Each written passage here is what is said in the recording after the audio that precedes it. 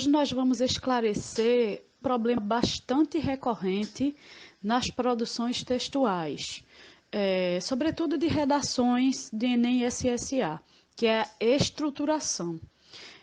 O que precisa que compõe esse gênero?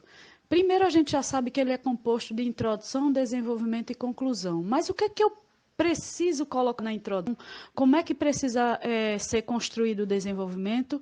E a conclusão? O que precisa aparecer lá para que o meu texto seja considerado uma redação com uma nota boa, com uma nota válida, com uma nota que abra caminhos para os meus objetivos quanto à universidade. O primeiro ponto que a gente vai destacar aqui é a necessidade de saber o que é que se coloca na introdução. Então, a introdução é a exposição da estratégia argumentativa associada ao tema, relacionada aos dois argumentos que serão defendidos no desenvolvimento. Isto é, eu tenho 3 aspectos a serem trabalhados aí. Um elemento expositivo que eu vou utilizar para conectar ao tema, para até contextualizar o tema sobre o qual eu vou falar. E, a partir dessa contextualização, eu construí os meus 2 argumentos para orientar o ponto de vista que estará lá no desenvolvimento. Tá? Então, a primeira coisa que eu vou fazer é isso. Eu não devo argumentar na introdução. O espaço da argumentação é o desenvolvimento, que a gente vai chamar de miolo. Já o desenvolvimento, que a gente costuma, né, de maneira bem prática, didática, chamar de D1 e D2, apenas para que o aluno compreenda que, no caso, o D1 e o D2 são termos que a gente chama para as defesas. Eu tenho que defender o argumento 1 e tenho que defender o argumento 2. Então, tanto em um quanto no outro, eu preciso fazer retomar o argumento exposto lá na introdução, fazer a defesa dele com o meu ponto de vista e buscar ancorar, fortalecer, legitimar, comprovar por meio de uma estratégia argumentativa que o aluno tem uma linha enorme de utilizar, que são os dados estatísticos, que são as referências filosóficas ou sociais, que são as referências literárias, as alusões históricas, enfim. Lá no final, ele vai fazer isso tanto no D1 quanto no D2.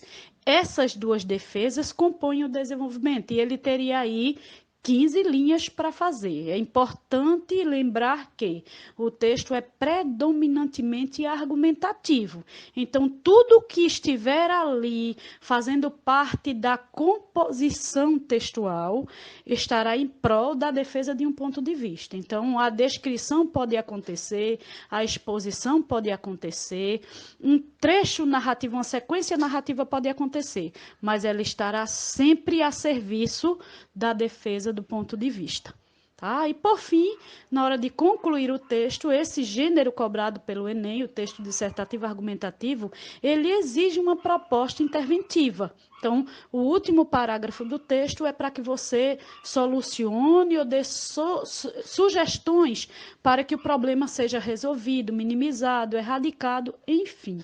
Tá? Então, é sempre importante deixar claro que as ações precisarão ser articuladas a agentes que têm liberdade para executá-las e que essas ações também estarão articuladas ao ponto de vista que foi defendido ao longo do texto.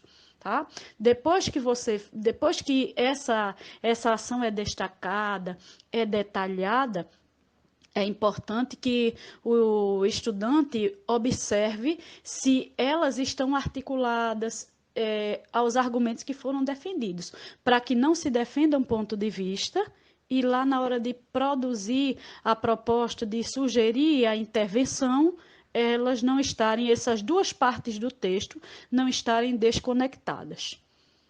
A estruturação do texto é observada, avaliada dentro da competência 2. Então, é sempre esperado é investigado no texto produzido que as atribuições relativas a cada parte do texto, do texto dissertativo argumentativo seja colocada na produção do estudante. Então, quanto mais ele busca atender às exigências dessa competência, mais chance ele tem de atingir o nível máximo que a competência 2 oferece, que são os 200 pontos.